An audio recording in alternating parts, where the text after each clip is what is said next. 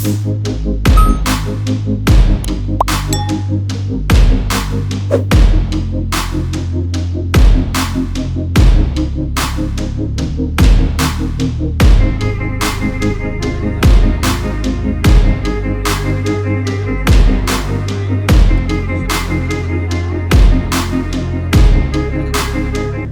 Kabar Reskrim sudah menyatakan bahwa terhadap pinjaman online yang ilegal tentunya yang tidak terdaftar di OJK ya. Kita tahu yang tidak terdaftar di OJK itu banyak ya, hampir 3.000 yang tidak terdaftar.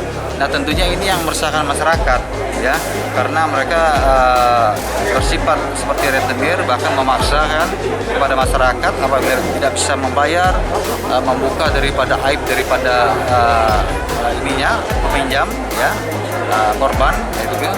Kalau di sudah ada, sudah ada. Oh tidak ada, laporan sampai saat ini belum ada di kita ya. Tetapi pinjaman online itu saya rasa di kita ada, tetapi yang menjadi korban daripada pelaporan dirugikan belum ada ya. Oh, iya. Ya, oke. Maka